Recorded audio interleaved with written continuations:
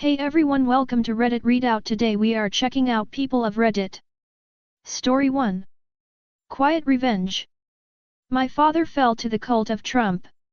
A man who once told me, he is a lawyer. All humans deserve equal justice under the law and equal access to a fair trial. He's been a public defender, a criminal attorney, he's done pro bono work for the poor. I don't know how he fell into this because how he raised us was so antithetical to this mindset of Trumpism. He raised probably the most liberal kids. I don't know how this happened to him. It really pisses us off. To the revenge part, I routinely sign him up for Democratic newsletters, I peel off his stupid Let's Go Brandon stickers and toss them out when I can. I register his phone number for the most liberal of liberal Democratic candidates. For Father's Day, I donate to an immigrant education fund in his name and give him the info on which kids his news channel hates he is supporting. It's small, but it makes me feel better. I don't think he will ever come around, at least not admit to it. He's the type to just not want to admit he was wrong. I do believe he knows how bad it got with Trump in the election and maybe even has some fear that he got tricked. But I'll never know. So for now, I'll continue signing him up to get fundraising texts from the DNC. Story 2. I accidentally scammed a scammer. I had a $1,500 item on eBay once, and someone bought it. I was on top of things so I shipped it out the same day. The next day, the person messaged me saying to send it to a different address than what was on their account. I knew that scam, but I had already sent it them. I expected them to try to get their money back, so I went to the post office and filled out the form to recall the item. A few days later I had it back and put it up for sale again. I kept my eye on the scammer's account, waiting for them to claim that they never got the item, and one day saw that they deleted their account, and I got to keep the money. I ended up getting $3,000 for that thing. Thanks for the extra money, scammer. Story 3. Accidentally misspelled all my students' names on their name tags. I used to teach stats in a program that was well known to be used by athletes to allow them play their sport for an additional year. The last semester I taught I had to deal with a slew of apathetic behavior on a daily basis, sleeping in class, talking during lectures, not bringing calculators, constantly missing deadlines, cheating, grade grubbing, the whole 9 yards. All around miserable year. I was in charge of registering all my students for certain special events at the university that required name tags. On one occasion I was sick of them all, so I misspelled their names on the tags. Chandlers became condolers, etc. No harm, but I found it funny. Story 4. My brother's petty revenge to my ex-husband. So, about 7 years ago I split from my ex. It was a very emotional time for me. My ex-partner essentially decided, without warning, really, he was done with monogamy heterosexual marriage, and said some other choice cruel things about me and my body in the process. A lot of it very uncalled for. He was quite a cruel person. So, we both needed to separate and pack up the house, you know, divide the belongings. My brother and friends were helping me because I was a right mess. I was packing up in the kitchen and saw in one of my ex's boxes a large pack of condoms, right at the top of the box. Left there almost intentionally so I would see it. He was a real class act like that. There was no reason for the condom box to be in that box, it was mostly filled with his books/knickknacks etc. Left in the kitchen, where I was getting most/all the kerchabware. So he knew I would see it. I just burst into tears seeing it, another reminder in that moment that I wasn't enough, which I know now is total bullshit. Enter, my big bro. Let's call him Dave, fake name obviously. Now, backstory is that my ex hated my brother. Hated him. My brother could be a bit self-grandising, and so my ex always used to rant after family events about my brother and his ego and about how my brother acted like it was the Dave show.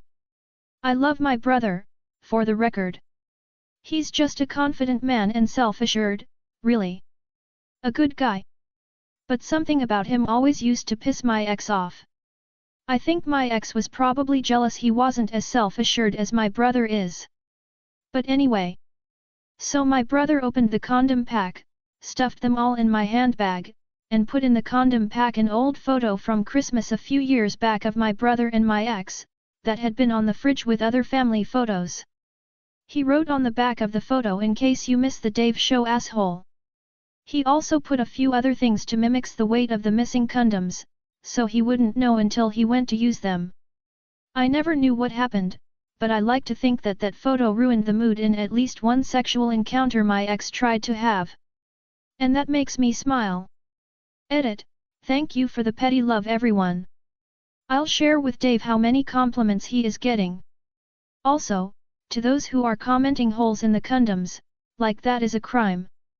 Please don't poke holes in condoms as revenge. That's just not cool. Story 5. Getting revenge for P-word behavior. TW, underage sexual assault. This was a long time ago. I'm now 31 and at the time I was 14. This was my first real job. I worked previously because I was a farm kid, but this was my first paycheck. I was a busser in a busy fish and chip restaurant. The job itself wasn't bad, just hard work for 3 to 5 HRS, then you get to go home. The management, however, was terrible. The night manager was in his 30s and acted pretty atrocious. He'd hit on all the female staff, especially the underage ones. He was even dating a 16-year-old he'd promoted from busser to server. I would put my head down and work, then leave as soon as I could. He creeped me out, and the other servers were pretty mean and catty. When I was working one day, I was in the walk-in fridge working on the stock, checking dates or something, I don't remember now. He let himself in, and I didn't turn around, because I figured he was just grabbing something to cook. He was also the main chef at the restaurant. What he did, though, was grab my ass with both hands. Shocked, I fell forward into the sacks of food on the ground. He thought it was hilarious and laughed. I started crying from the shock and he left the walk-in. I ran upstairs to the staff room and wailed. I'd never had a guy even touch me sexually before. My friend came upstairs and saw me crying, he was the only dishwasher, and asked what was wrong. By the time I finished my story he looked so mad. I told him I wanted to quit and never come back there. He agreed he'd quit too. The manager came upstairs then, and into his office. Didn't stop and pretended not to notice me crying. We knocked on his door and told him we were quitting and wanted our last paychecks right then so we didn't have to come back. He told us, while looking right at me, I couldn't have my paycheck until I gave him my shirt. The T-shirt is the provided work uniform. He knew I walked to work in my uniform and didn't have a change of clothes. He walked downstairs and back to the open front kitchen without waiting for a reply from us. At this point I was beyond angry and I followed him, yelling. He ignored my give hiccup me hiccup my. In the open kitchen, you can see the entire restaurant. The kitchen is really just a series of deep fryers. I was standing beside the fryer he was at and continued to yell, except I said something like, "You grabbed my ass, I am 14 and you know how old I am. And that I just wanted my money so I can leave and not come back." I shouted that with a room full of customers. Again, he said, "You can go home, but you're not getting your last paychecks until you return your uniform." What I did then wasn't safe, so please don't ever try this. I took my shirt off and tossed it in the deep fryer. If you've ever seen grease splash, well, that X10. Thank God for splash guards protecting us. He got my shirt out within seconds and threw it in the trash. He gave me my last paycheck, along with 4 other employees who all quit on the spot. Which left him with a barely functioning skeleton crew. He tried to press charges for assault, but my parents informed the police we'd be charging him as well. There was a camera in the fridge, and he dropped the charges pretty much immediately. I never heard from him or the company since. Story 6. 2-part revenge on boss from hell. I worked a phone-based software sales job right out of college. It was a boiler room. 20 to 30 of us dialing for dollars. It was like a fraternity with KPIs. There were only a few women in there. One of them was my manager. She was a really good salesperson but a total shot manager, and her personal life was a disaster. We all went out together a couple nights a week and regularly closed the bar down. She took it to the next level though. Tons of coke. Anyway, she took particular delight in being a giant bitch to me in particular. One day I was doing an account review with her and she called me out in front of the whole office saying I lied about some detail or like I was trying to hide something in the account. This super pissed me off because I genuinely wanted to learn and improve and close deals since most of the money in this job was commission. She was dead wrong. Revenge 1, I was working late one night sourcing accounts and contacts to call the next day. My girlfriend at the time came to visit me after work and to bring me some takeout. I sat her bare-assed in my manager's chair and we had sex. I wiped some of the sex juices on her phone and keyboard. Revenge 2, maybe 5 to 6 years later I'd moved on from software sales into recruiting. I was working a software account executive role and she applied for it. Her resume since when we worked together was total trash. Actually had nothing for the previous 2 years. I called her right up. Hey, Melissa. Long time no talk. Asked her about her career history. It was all a bunch of bullshit. She had a raging sinus infection. From all the coke, no doubt. I let her know she wasn't qualified for the role, and just before I hung up I told her about fucking my ex on her chair and what I did to her office equipment and told her good luck sucking dick for coke cause she wasn't getting another job in software sales anytime soon. Story 7. Car salesman talks himself out of a sale.